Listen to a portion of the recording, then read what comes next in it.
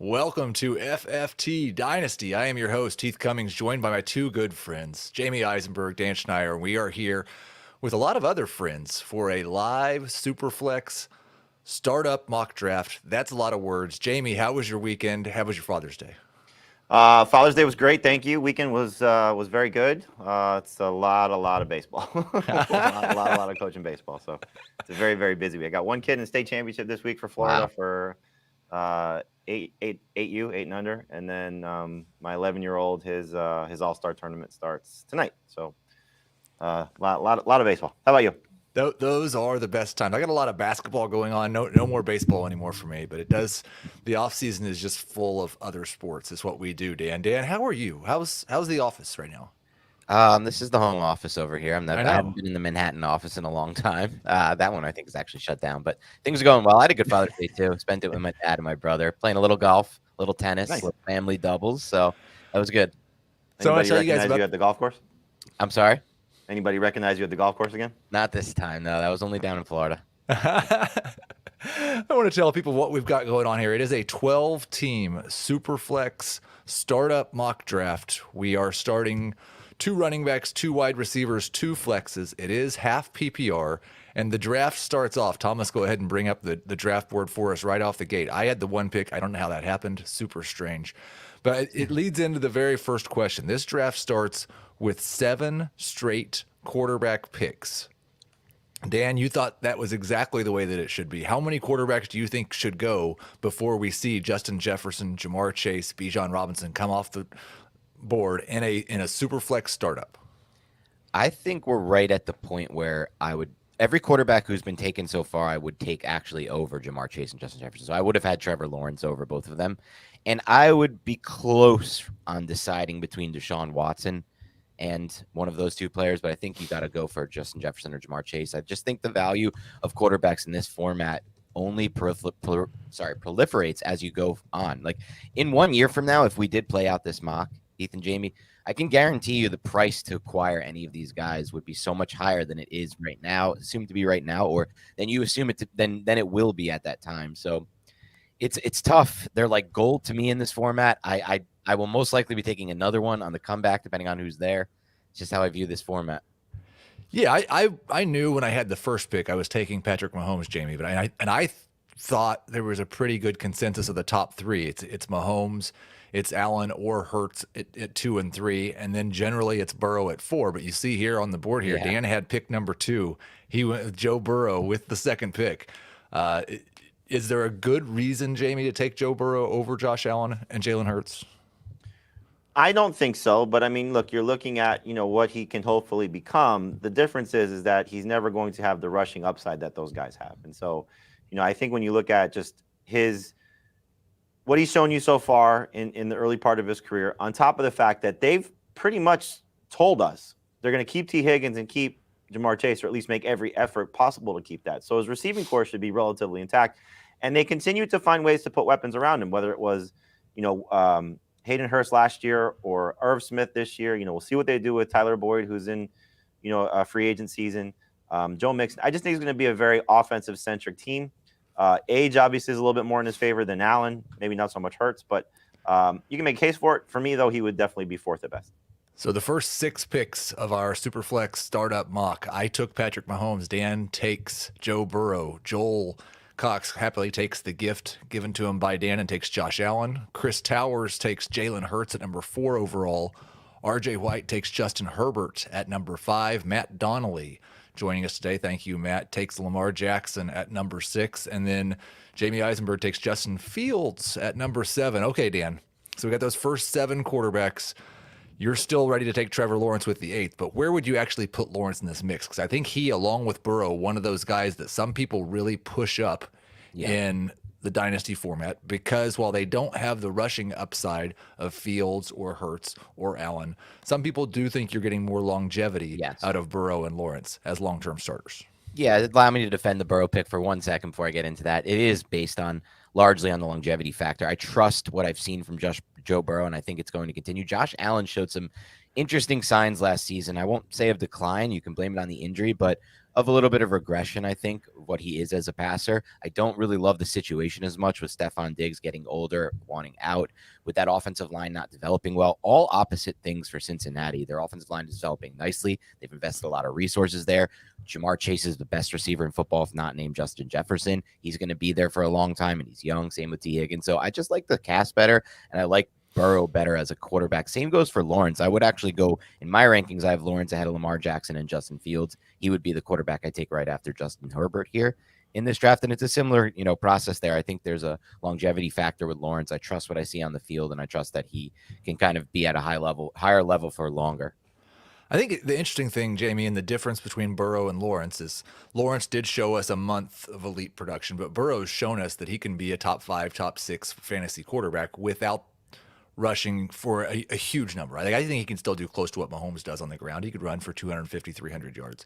But Burrow has already shown us, and I think a lot of it's because of what Dan said. He's got Jamar Chase and T. Higgins. We are still kind of projecting Trevor Lawrence to make that leap, right? Yeah, of course. Yeah, I mean, a month of production is certainly not enough to say he's there. But, again, you also basically lost a year of what Trevor Lawrence might have been because of Urban Meyer in his rookie season. So, right. I think the Doug Peterson hiring, the signing of Christian Kirk, the trade to get Calvin Ridley, the signing of Evan Ingram. Again, you see this with these young quarterbacks. It basically started with, Josh Allen, Stephon Diggs, and just, okay, we have this young quarterback in place. We have to get weapons around him, and not just drafting them, being aggressive to go get these guys. And so the difference is that Burrow's kind of grown up in this environment. He was drafted with Jamar Chase. He was drafted with T. Higgins, all within a 3-year window of those guys all being together. And so it's just, I think Trevor Lawrence has that ability. Again, you can't sit here and say that he was this best prospect since Andrew Luck and not hope that he could become that. Oh, Thomas just ruined me. I was going to take Anthony Richardson. But, I think you just look at it. Yes, Joe Burrow belongs in that top tier. Trevor Lawrence belongs in that next tier. And, I know we had this brief conversation, when you said I was up because I was a little delayed getting to the studio. It was a tough call for me to go Justin Fields over Trevor Lawrence because, again, of that security and knowing that what he hopefully will become should be better than what Justin Fields will be over a 10-year period, because you just got to fear Justin Fields potentially getting hurt because of his rushing ability. Yeah, and I think it's like it depends on what height you think Lawrence can reach. Because if it's 22, 23, 24 fantasy points per game, which is pretty close to the ceiling we've seen from most pocket passers, and then it's, do you want 10 years of that mid-range to low-end QB1 production, or do you want 5 years of what might be like a chance at being the number one quarterback for those 5 years, and then you've got to start over again at quarterback? And that's in the Superflex. Obviously, that low-end QB1 production is worth more than it is in a one-quarterback league, because in a one-quarterback league, you can often stream low-end one QB production. We do, before we get to the round 2 pick from Thomas Schaefer of Anthony Richardson, we need to start with his round 1 pick and finish up round 1. So he took Justin Jefferson, the first non-court QB off the board. We had B-Don from Rasball joining us, and he took Trevor Lawrence. And then we had 3 straight non-QBs to end the round. Alfredo Brown from Football Guys took Jamar Chase. Donkey Teeth took A.J. Brown. And Jacob Gibbs with the back-to-back non-QB, right? Yep. So I'm having Adam always complains about the hosting a podcast and doing a mock draft. And I'm definitely going to mess that up, and then he's going to get to laugh about it. So I hope he enjoys that. He was actually invited to this mock, didn't respond to the email until 24 hours later, about an hour before we started, and said, yeah, I'll do it. I said, well, I appreciate you saying that, but we've actually already finished the mock. So Jacob Gibbs going with Bijan Robinson with the 12th pick, and then CeeDee Lamb with the 13th pick. So an interesting strategy there, Dan. He's got 2 of the top 3 players on my board at running back and wide receiver now. He has no quarterbacks until we get back to the end of round 3. How uncomfortable does that make you?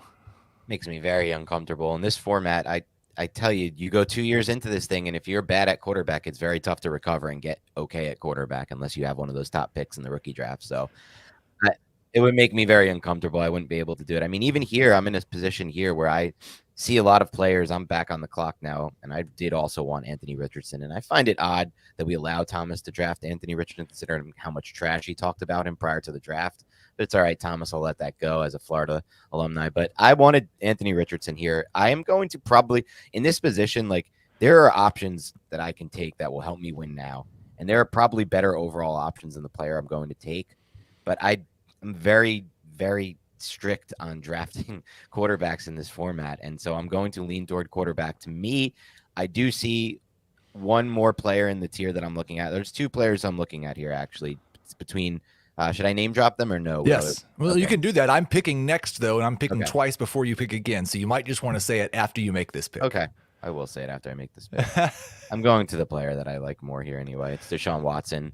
Deshaun Watson still, a lot of people are turning the page on Deshaun Watson. I understand that, but I'm giving him the benefit of the doubt of having a full offseason. Still just 27 years old. They've built so much around him. From everything I've read and heard, they want to make that a pass-first offense, and they're doing the right things to help him become, help him lead a pass-first offense, acquiring Eli Moore, drafting Cedric Tillman, a receiver I liked a lot on film out of Tennessee. So I'm excited about what he can do with those weapons this year if they go with a more pass-heavy approach. And so I like him at 27 years old in a super flex.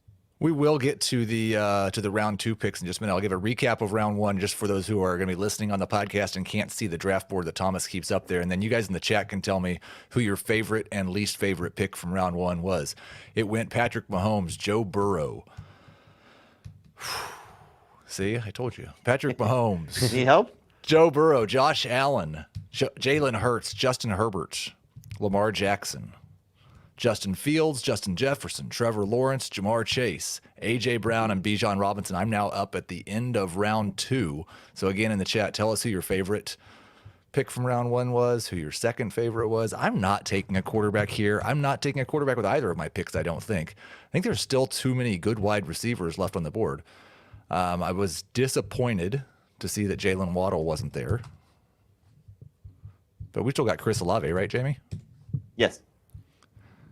So looking at those picks from the Jamie at that 1-2 turn, that run of position players, you're comfortable with doing that, right? Like if you get to the 10 through 12 place and the top 7 quarterbacks are off the board, you're okay just being elite at running back, elite at wide receiver, and figuring quarterback out, even in a super flex league, right?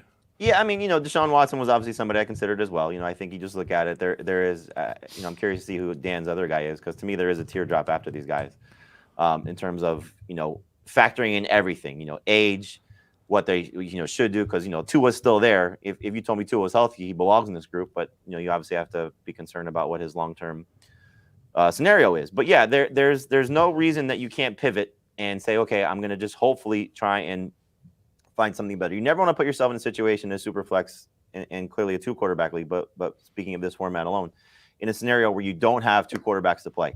But if you are elite elsewhere, you could still make it work and then just hopefully backfill that second quarterback. Again, it's not ideal. It's not the way I would like to do it, but it can be done, especially if you build out your team the right way. And the fact that this is not a 3 receiver league. I know it's a 2 flex league. Right. You start 2 flexes, but it's not a 3 receiver league, so you don't have to necessarily lock yourself into starting 3 receivers. So we'll take a look at round 2 now, because it wasn't just Jacob who went with 2 non-quarterbacks. Actually, picks 10, 11, and 12 all followed that same blueprint. So the first 3 picks of round 2, CeeDee Lamb, Stephon Diggs. Diggs a little bit higher than I have him there, and then Breece Hall. And I did think we should see a run of wide receivers in round 2, and we got 7 of them, just 2 quarterbacks. So after Breece Hall, it goes Kyle Pitts, Anthony Richardson to Thomas. So he paired up a Minnesota Viking and Justin Jefferson in round 1 with a Florida Gator and Anthony Richardson in round 2. Thomas is staying true. Ideal for him. Staying true to the brand. Garrett Wilson, the 6th pick of round 2. Then Jonathan Taylor, man, has he fallen. He would have been a surefire first-round pick this time last year. I think that might be a little too low for him as well. Second half of round 2, Amon-Ra St. Brown, Cooper Kupp, Jalen Waddle being sniped by Joel. I didn't like that at all. Dan takes Deshaun Watson. He told you all about that. And then I went with Chris Olave and Tyreek Hill at the 1-2 turn, putting Mahomes and Tyreek Hill back together. What did you do at the start of round 3, Dan?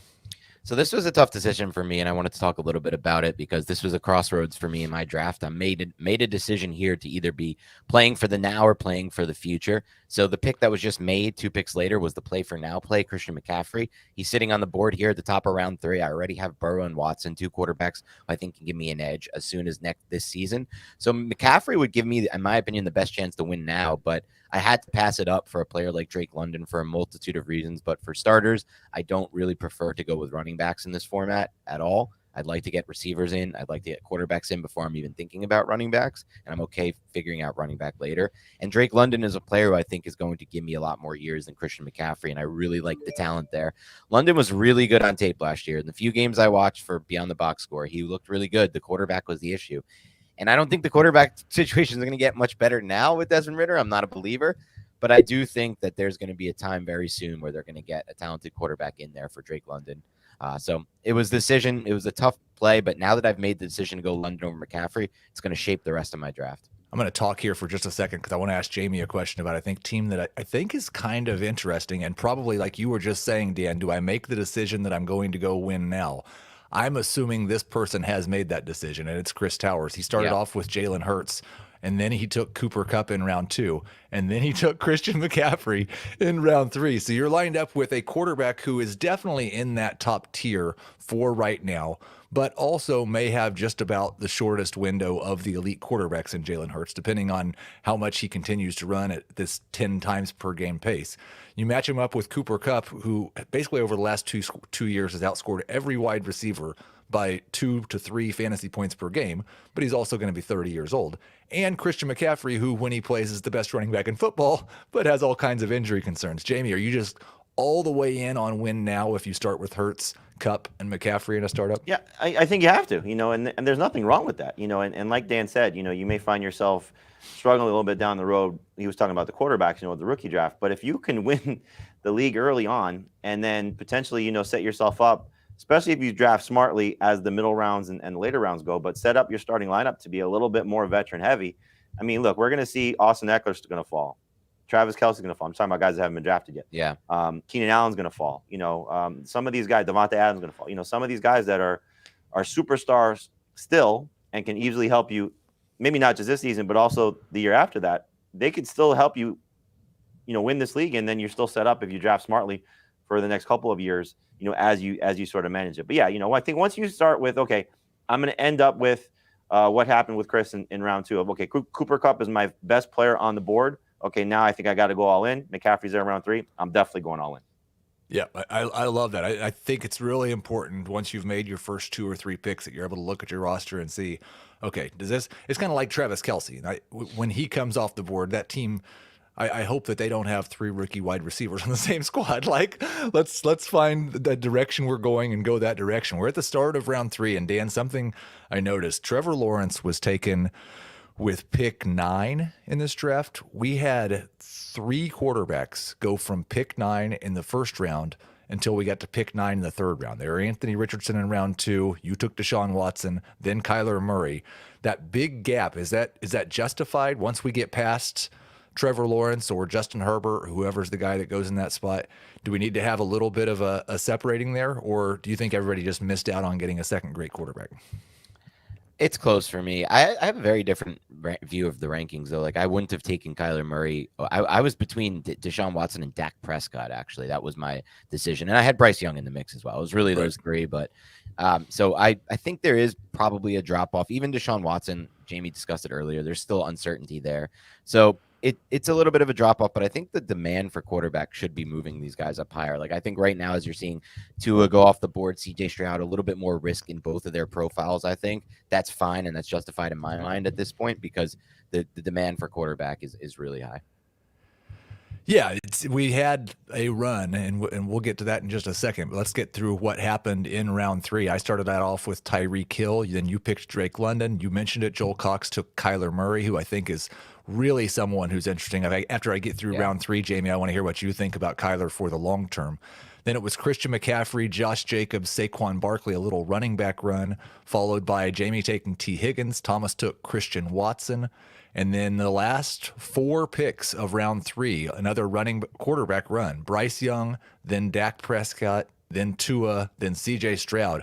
I've got Kyler right in the middle of that group, Jamey. How do you feel about him long term once we get past and once he's fully recovered from this ACL injury? I mean, he's better than those guys. We've seen it. It's just a matter of, what will the team look like and will they still be committed to him? I think it's Adam was the first person that I heard, say that they tank and move on from him to take the kid from USC, and just sort of, reset the whole team. And believe me, there's no team that's a better example of that. They tried that. They did it once already. They drafted Josh Rosen, and then all of a sudden they got the number 1 pick again, and they decided, okay, he's not the right guy for us. And, save the money essentially, but also, get the better talent, which has proven to be correct. But I would hope that if he's right, and they're able to sort of hit the reset button. They've done it with their coaching staff. They've done it with their front office. Can they get back now to, sort of being, a team that they could build out around Kyler Murray, probably 2024 and beyond? Then he should still be able to be, a standout fantasy option. So he would be ahead of that group for me. But I understand the reservations knowing that, coming off an ACL tear and certainly what the direction of the franchise is right now.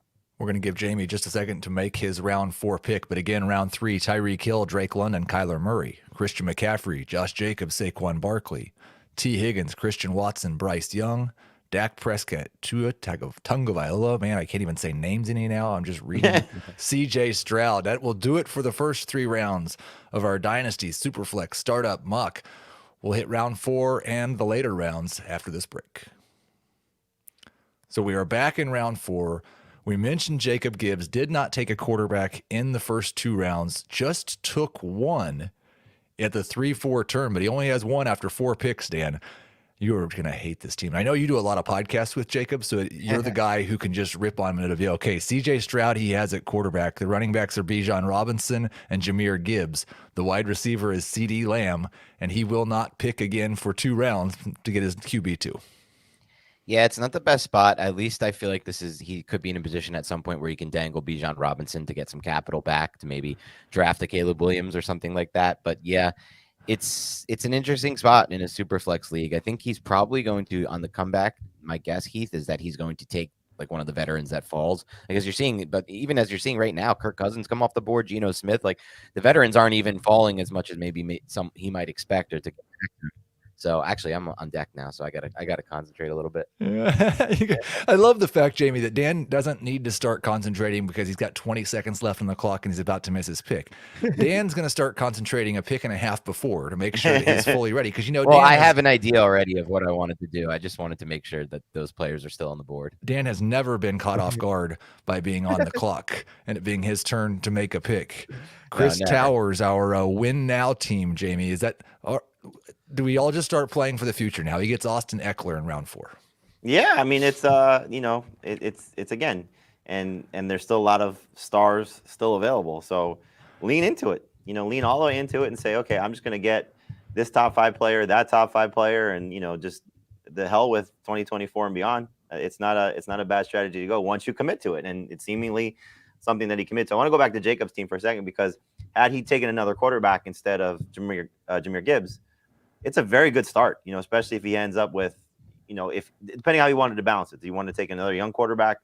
Daniel Jones, Jordan Love, those guys were available. Not that you would take those guys over, let's say, a Desmond Ridder or, some of these other guys that still might, Kenny Pickett. But if he had taken another quarterback there, it's a very, very good start. Jahmyr Gibbs could still be an amazing player, and we expect that to be the case. But to get those 2 studs, Bijan and CeeDee Lamb, still get your quarterback and potentially 2, it would have just been, I think one of those things, especially a young quarterback, he would have been a team to keep an eye on for several years. Not that he still might not be, but, it's just I think he pivoted in the wrong direction by not taking quarterback. Jerry making a point, not about the team we were just talking about, but about Chris Towers' team. Do not let him get Kelsey in round 5.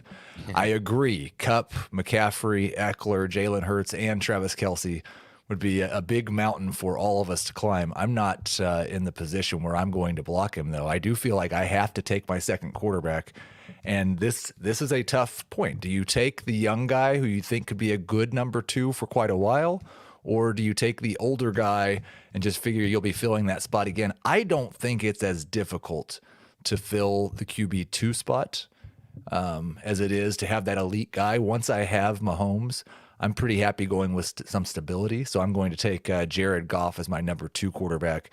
Kind of falls into that middle range, Jamey. I don't know how we could expect that he's going to lose his job in the next year or 2 with the way that he played last year. Like if Detroit walks away from him, someone else is going to want him to start for them, right?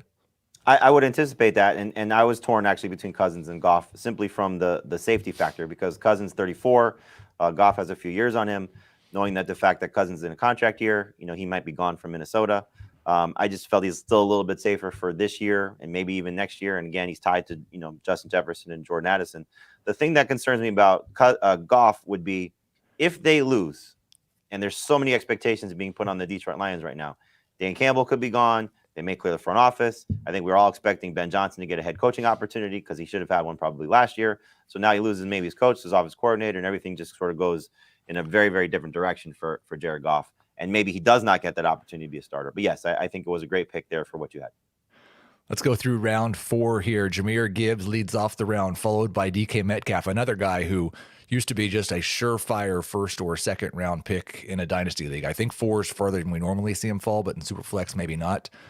Daniel Jones, ding, goes with the 3rd pick of round 4. And then we've got Devontae Smith, Jordan Love, Kirk Cousins, Devontae Adams, Geno Smith, Austin Eckler, Najee Harris, DJ Moore goes 1 pick before me, and then Travis Etienne. So, Dan, you take my guy, DJ Moore, and then I take the guy you hate, Travis Etienne. As the low guy on Etienne, how far do you think he should be falling in Dynasty? At what point would you feel like he's a good value? Because I know it's not the 4 or 5 turn. Yeah, I mean, how far he should be falling versus when I think he's good value is probably not a great question, because I just would not be taking him at any point. I've made it clear, but I am very extreme, I guess, in my dynasty strategy. I just don't like these types of backs. I wouldn't invest in them until maybe players like Calvin Ridley, Jackson Smith, and Jigba are all off the board. Right. But he's still a very young back at this point. What is he? I'm looking at the age now. I just had it up. I just want to be curious. He's 24. He's still just 24 years old and closer to 24 than he is 25. So you have the age factor there. You're buying into a great offense. So there is a ton of upside still with ETN. That's just not the profile I really typically like. But yeah, I would probably let him drop another round for me. Jamie, what's your feel on what's going on in Jacksonville? There's been a lot of talk about Tank Bigsby and how much work he's potentially going to take off of Travis Etienne's plate. And some people even saying, Doug Peterson didn't draft Travis Etienne. Tank Bigsby might be the best back there. I still think that Etienne's very likely to be a good number 2 running back for the foreseeable future. I don't think Bigsby's actually better than him. I don't think Bigsby's better than him. Actually, just in another dynasty league I'm in, and it's with analysts. There was a very eye-opening trade. It was Tank Bigsby for Sky Moore, and I was surprised that there were no picks attached to that. With the potential of what Sky Moore could become this year. But yeah, I still believe in ETN. I still think that he's the lead guy there. Dan was and I did the bust show last week, and Dan obviously brought up ETN as a bust. And a lot of his points are valid. Will he still get those goal line opportunities? The difference between what Bigsby did in college versus what ETN did last year. How much of a role in the passing game will he have? Because now Calvin Ridley's in Jacksonville, and what Trevor Lawrence may or may not do, dumping the ball down, and that's not necessarily Doug Peterson's MO. So, the things that, you sort of look at high level opportunities, goal line touches and pass catching, if he doesn't have those chances, then he's not going to be the type of fantasy running back that we want him to become. That being said, I think this Jacksonville offense is poised to take off. I'm very excited about the situation and everything that's unfolding there. Schedule is very favorable. Head coach is favorable. Again, Trevor Lawrence, taking that next step. So I still believe in Travis Etienne's talent. I still think he's the best running back there in Jacksonville. But, again, if he's losing those opportunities, if he's losing goal line opportunities and not getting the pass catching opportunities, then he is going to make you very frustrated by drafting him in that spot. Oh, I definitely think like the pass catching too. I'm not really counting on him being a goal line back. He didn't hardly score any touchdowns last year, so that part doesn't bother me as much. And I could totally believe Bigsby taking that. I'd be surprised if Bigsby also takes the pass down work. No. That's what I was getting at. Right. I don't think Bigsby's taking those pass catching opportunities. I just don't know if they're going to be there to make him, like, say, a 50 catch type of guy. He may be, stuck in that 30 to 40 range, which again just sort of limits the upside if he's not scoring touchdowns. Let me read through that round 4 list again, Dan, and then we've got a question from the chat. Talk about DJ Moore over JSN, please, because I think that a lot of people may see that as interesting. So round 4 picks, Jahmyr Gibbs, DK Metcalf, Daniel Jones, Devontae Smith, Jordan Love, Kirk Cousins.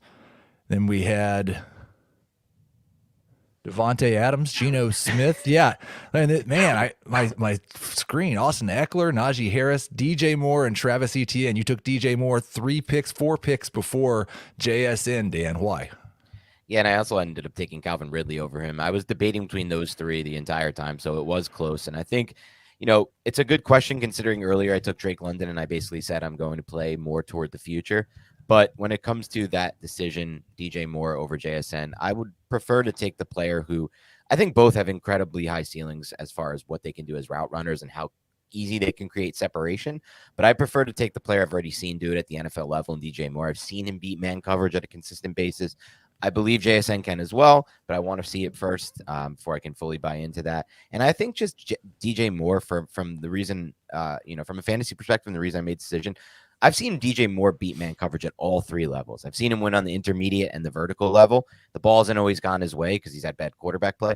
But JSN, to me, I need him to prove it more on the vertical level as well, after the catch, things that can create fantasy points, either via the deep ball or just like post catch ability. So to me, I'd rather have the player who's proven it at all 3 levels of the field. Mr. TD says Towers is cooking, and yes, that does mean it's gonna always look that way. Yeah, when you go win now, it always looks good. I mean, look at this freaking team: Jalen Hurts, Cooper Kupp, Christian McCaffrey, Austin Eckler, Travis Kelce. This was a redraft league. We would think he cheated. I'm assuming he's just going to take Derrick Henry with his next pick, and he really should. Honestly, you can start four running backs, and this is a half PPR league, so just go all the way, Chris, and then really make writing the topper a lot easier as well. Yeah, exactly. I mean, Keenan Allen's still out there. There's just a lot of talent for him. Yeah. If you're looking for older players who are going to produce a lot this year, Chris was in the right draft to draft that way. Round 5 is complete, and there were some older players taken in that draft. I started with Jared Goff, then Calvin Ridley, then Jackson Smith and Jigba, then Travis Kelce, Ramondre Stevenson, Jamey, Derek Carr, Mark Andrews, Tony Pollard, Deebo Samuel, Nick Chubb, Trey Lance, and Brandon Ayuk. So an interesting round 5. We had 3 quarterbacks taken, Jared Goff and Derek Carr, kind of in that same range, Jamey, the same type of guy who we think are probably going to be a high-end mid-range QB2, hopefully for the next 3 or 4 years. And then Trey Lance thrown in the middle of it. How are we supposed to value Trey Lance? And you pretty much have to take him if you're on a team that's playing for the future, right? Oh, for sure. Yeah, I think first off, you're hoping that he gets traded, because it seems like the 49ers are going to be committed to Brock Purdy, and it's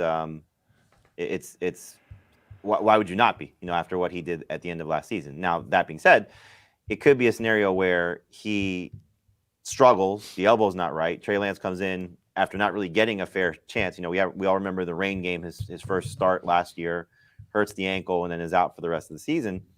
And his rookie year was more of a gimmick type player. So I still believe in the talent. He hasn't played a lot of football over the last 3 seasons, going back to his last year of college.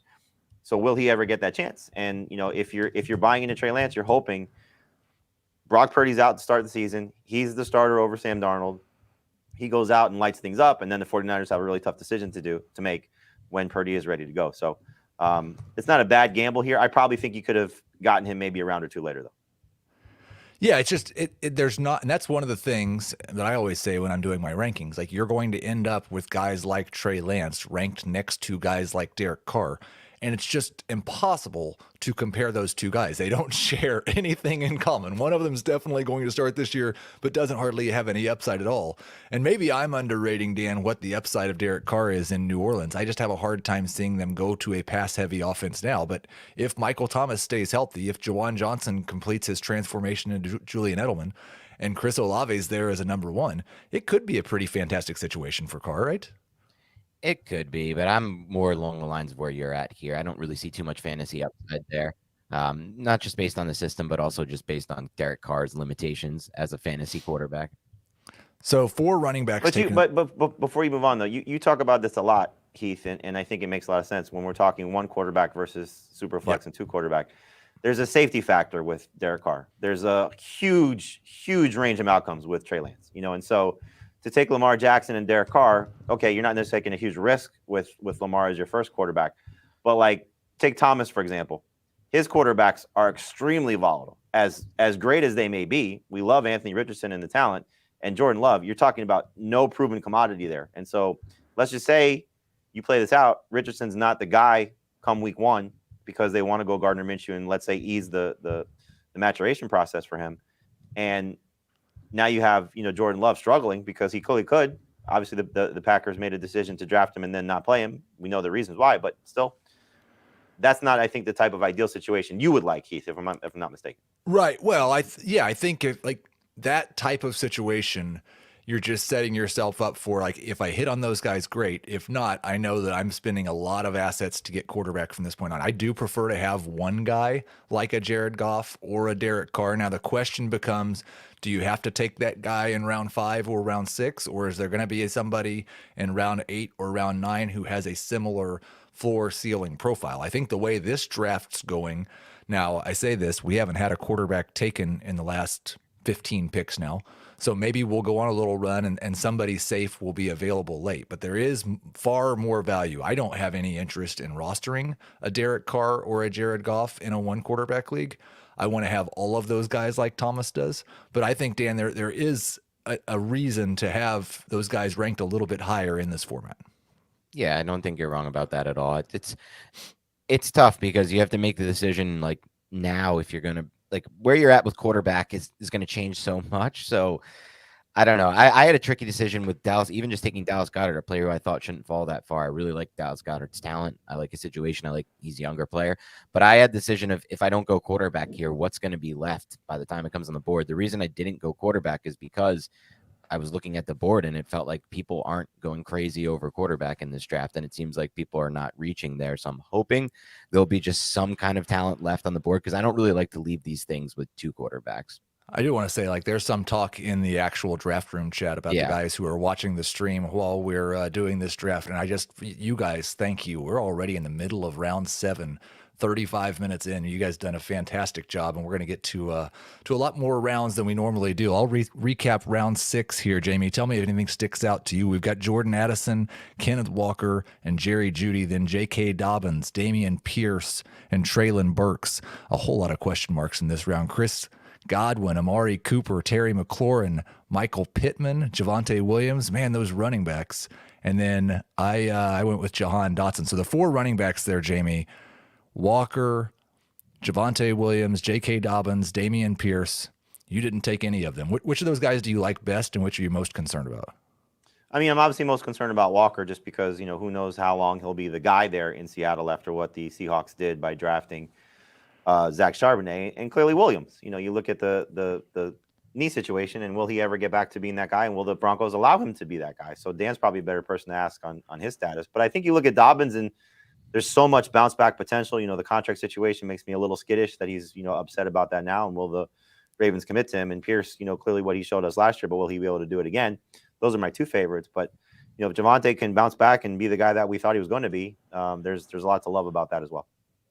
Yeah, I think all those guys could be borderline top 12 running backs this year. And all those guys, Dan, including Javonte Williams, we could view as no better than bench pieces next year. Without a doubt, at the running back position, that's pretty much always the case. I think what was interesting about this round was the receivers that came off the board. Players like Terry McLaurin and Amari Cooper, and even you could throw Godwin in there. I'm not as high on him. But players like McLaurin and Cooper, and even Pittman, like, these are the type of plays that people, I feel like once you get in these dynasty startups, Heath, and you could tell me if you've noticed this too, those middle range age receivers, like between 27 and 29, seem to fall further than I think they really should here. Like players that are proven, especially McLaurin, a player who is proven, and Cooper you can put in the mix. He's a little older though, with a little bit more of an injury history, but those players, I feel like you're getting great value with. McLaurin to me was the best pick of that round, and Treylon Burks as well. He was in the mix as well. He doesn't fit that billing, but I always know. Do you notice that sometimes those receivers who are starting to get a little bit older but still have plenty of prime left tend to fall? Well, they do, because I think, like, and a good example is the guy I took at the end of the round was Jahan Dotson, who is right there. Like, I think they're pretty close, he and McLaurin, for this year. But there's a 3 or 4 year difference between them in Dynasty. And I think it's like Chris Towers likes to make fun of the mystery box people. Jahan Dotson could be anything. He might even be Terry McLaurin. But we've all decided that we know what Terry McLaurin is now. And he's a fine, low-end number 2 wide receiver. But he's probably not going to be around for 6 or 7 years. And he's probably not going to turn into a top 12 guy.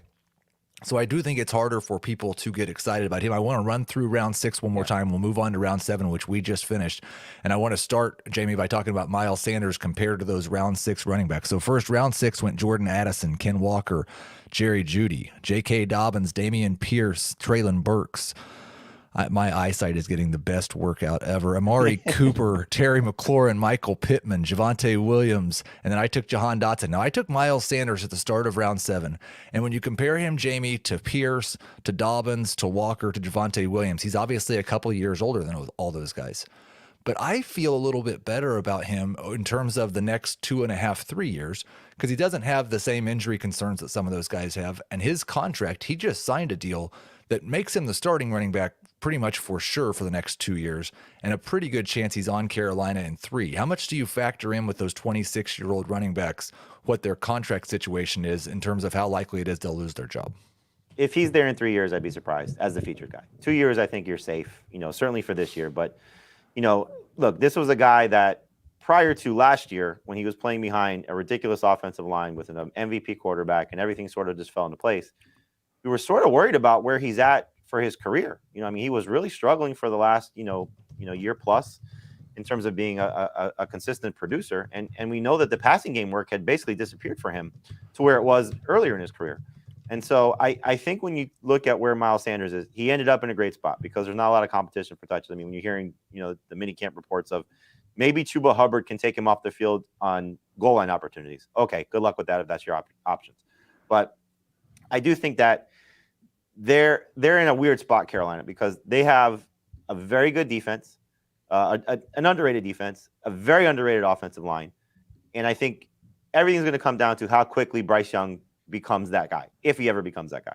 They're going to lean on their run game. I think everybody knows that if you're playing them. And so will he have success against 8-man fronts behind a lesser offensive line? Again, I think it's still a good group. It's just not Philadelphia's group.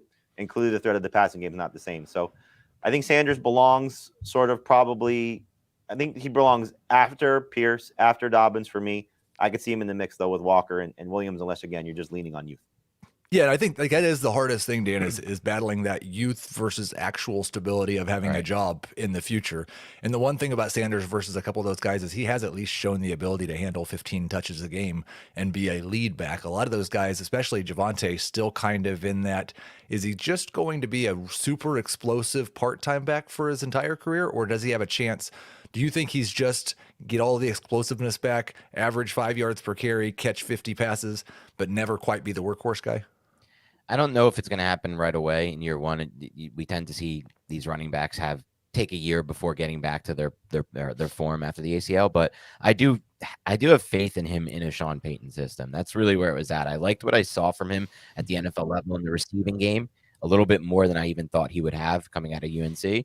So I think that'll work well with Sean Payton. And I just feel like it's a nice fit other than that. System-wise, it's a good fit for the blocking scheme is a good fit for his style of running too. So I just kind of like the fit there with Sean Payton in that system. And the talent I like coming out. So I'm just kind of hoping he can get back to form within like 2 years. And that's all I really need for Dynasty. I'm not as worried about it for this coming year. We're going to take one more short break, and when we get back, we'll run through round 7.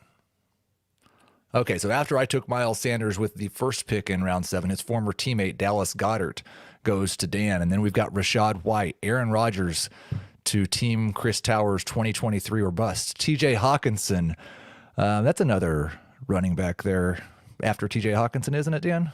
Cam Akers, yes. Cam Akers, Jameson Williams, Kadarius Toney, DeAndre Swift, Derrick Henry, Aaron Jones, and Kenny Pickett. I was actually considering Kenny Pickett. I think that's a very good pick.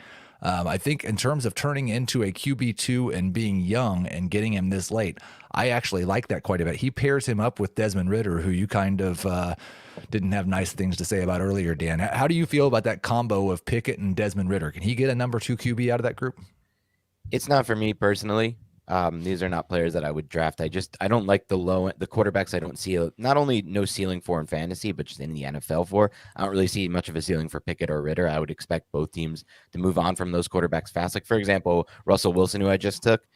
Russell Wilson is locked into the Denver Broncos based on the contract he signed. They're going to minimum have to have him for the next 2 seasons on that roster based on how they structure the contract, the dead cap that would come with it. So I know I'm getting those 2 years. Can you say the same about Pickett or Ridder? Maybe you can hope to get 2 out of Pickett. Ridder seems less likely, but in either case, neither has really shown any flashes of being a fantasy factor at the quarterback position like Russell Wilson has, at least in the past.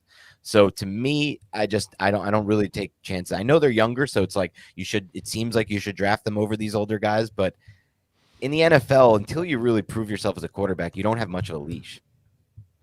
Yeah, I'd be surprised if Kenny Pickett doesn't have another 2 years. Do you think there's a chance Pickett gets replaced after this year, Jamey, if there's not a big leap? No, I mean, I think you would have to not take any step forward, and they would have to, break Mike Tomlin's streak of, 500 or better. Yeah. It would have to be just a disastrous season for them, because I think you see the formula. Look, when TJ Watt was healthy last year, they were a very competitive team. And then when they started to run the ball a little bit better, they were a very competitive team. They just did not get good quarterback play, which is something you need to win.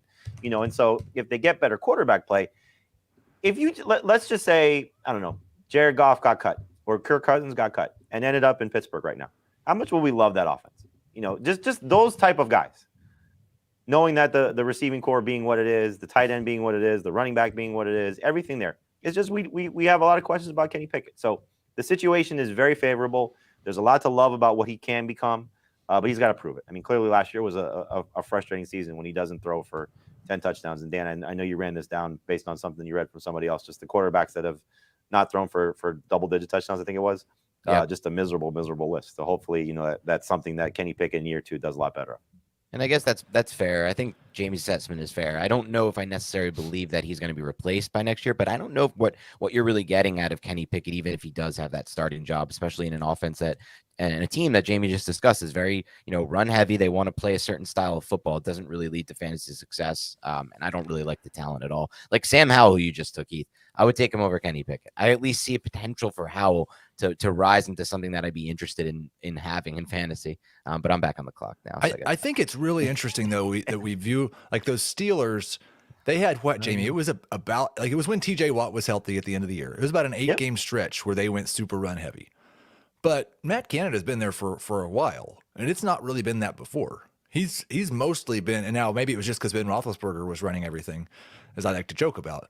But do you think that they will, like, they're not going to get into the Titans or the Falcons range of being that run heavy, but do you think that they're throwing the ball less than league average this year?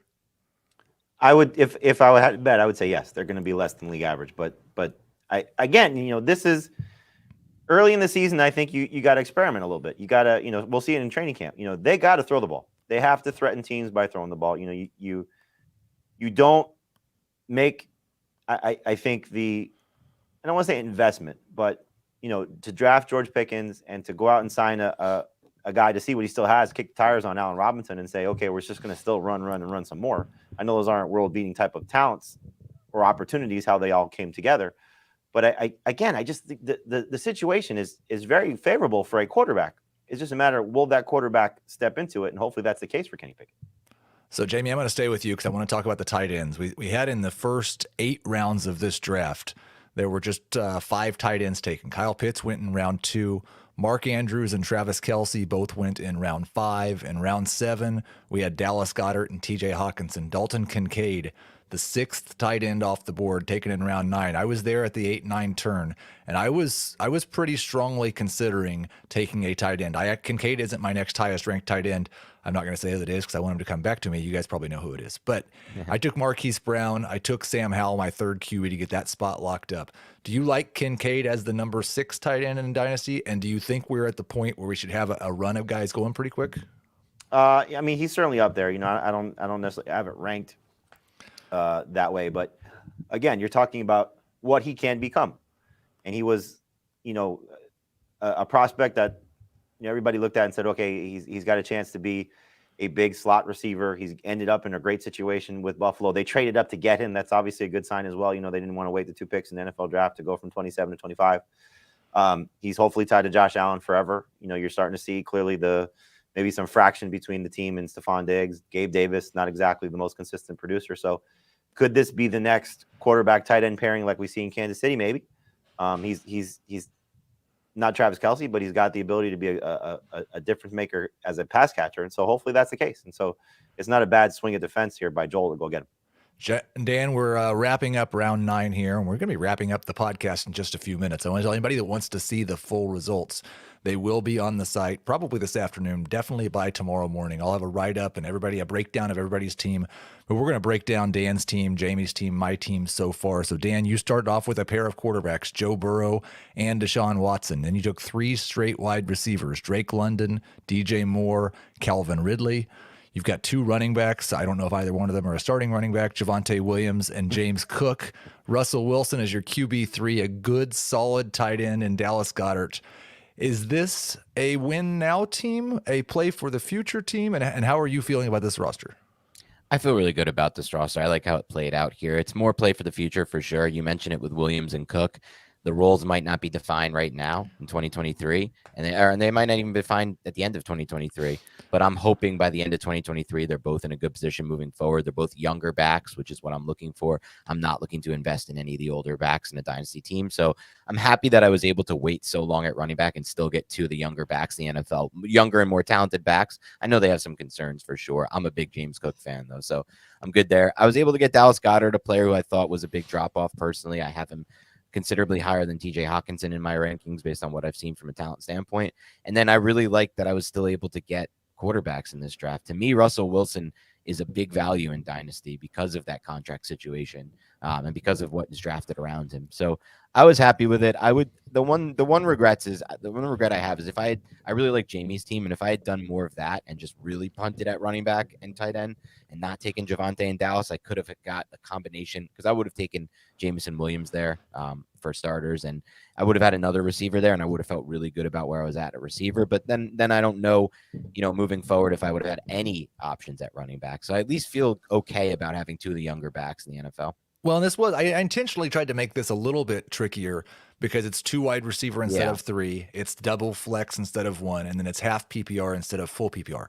Jamey, that did not deter you at all from going 0 RB, and you did it. If you're going to go 0 RB, you did a pretty fantastic job. The wide receivers: Garrett Wilson, T. Higgins, Treylon Burks, Jameson Williams, Quentin Johnston. You've got tight end locked up with Mark Andrews, Justin Fields, and Kirk Cousins, a very solid QB group. And then I was really surprised. I didn't even really think that he was still available. You take Alexander Madison in round 9 to be your RB1. Does the format difference bother you at all in terms of 0 RB, and how do you feel it worked out? I feel like it worked out well. No, the format didn't change things for me. It was kind of just when Mark Andrews was still sitting there, I was like, okay, this just makes it easy to take it. And then, okay, now I see the direction I'm going to go. And so, especially seeing still some of the running backs on the board. Now, I have a tough decision to make, because do I want to, sort of go really young at the position, or take somebody who could still help me now and be competitive? And I'm sort of in a weird spot, because I think my receiving core and my tight end, while I don't have Chris's talent, I think I have the ability to be competitive. If Garrett Wilson becomes who he is, T. Higgins continues to do what he does, and the hope that one of the two of Treylon Burks and Jameson Williams takes that step forward. And you're not going to have Williams, though, for the beginning part of the season. So what I think I'm going to end up doing is go with a little bit more of a veteran presence at running back here and take James Conner, and just sort of say, okay, this is the last older running back I'm going to take, and then I'm really going to just steer toward the younger guys and just take a lot of swings at defenses, just with the hope that they become something. So a lot of the guys from the rookie class, or maybe some unproven sophomores, or it's just see, who continues to fall, because Dalvin Cook's still on the board. David Montgomery's still on the board. Not to just give away, players that I'd be looking at, but those are the type of running backs that I think you would sort of target with the hope, okay, they can get me through the next year or two until some of the guys that I may take, or just have to, readdress the position next year. And shout out to Matt Donnelly taking Pat Freiermuth. He did not make it back to me. Since that pick where I was considering tight end, we've seen Dalton Kincaid, Darren Waller, Freiermuth, and was there one more? George Kittle also off the board. So I'm probably just, although even at this point, like, you get to the double-digit rounds and I don't have a tight end, and I look at the guys that are in that tight end 12 range, and there's still David Njoku, there's still Cole Kmet, there's still Greg Dulcich, there's still Dalton Schultz, there's still Chigo Okonkwo, there's still Sam Laporta. Most of those guys are going to be bad, but there are still guys in that double-digit range that I think you can, if you take a couple of them, you can talk yourself into. It's the old great or late at tight end, right, Jamey? Yeah, for sure. And I mean, look, Laporta, Mayer, they may become something. They were highly touted prospects coming into this class. I'm still a big Okonkwo fan. I think he's got a chance to, pick up what he did from last year, especially in the early part of his career, where right now, unless they sign DeAndre Hopkins, there's so many targets available for Tennessee, even though they are going to be a run-heavy team. He could even be the best pass catcher there, assuming Treylon Burks doesn't take that next step. So, I don't think you're in a bad spot there with these guys. And the guy you even took, and David Njoku, still can get you through until you get maybe that next tight end, which I'm sure you're going to target as one of those younger guys. And before I make my pick, Dan, I'll just go over my team. Several players that you don't like, so you can give me the F if you like. Patrick Mahomes, Jared Goff, and Sam Howell at quarterback. My running backs are Travis Etienne and Miles Sanders. The wide receivers, Chris Olave, Tyreek Hill, Jahan Dotson, Marquise Brown. I just took Njoku to be my starting tight end. Where did it all go wrong, Dan? I don't know why you think I don't like this team. I really like this team. I really like Olave pick. I thought he fell a little bit too far there. Tyreek Hill, I think, is also falling a little bit too far. People are just listening to what he said about retiring. Who knows if that's going to be true if he stays by what he said there. So I think he did a good job here. Obviously, I'm not as high on ETM. That's fine there. It's good value there. Oh, sorry. I think I'm back on the clock real quick. Hold on. I told you, like all the credit in the world. Adam's gonna just be I don't watching know how he this, does listening, and just laughing at me trying to talk and run a mock draft. But I'm done with that because we are done with this podcast. Again, go to the site. The write-up for the full mock draft will be on the website at cbssports.com. Jamey, thank you. Dan, thank you for joining today. Thank you for all of you who watched and were in the chat. And we'll talk to you next Tuesday.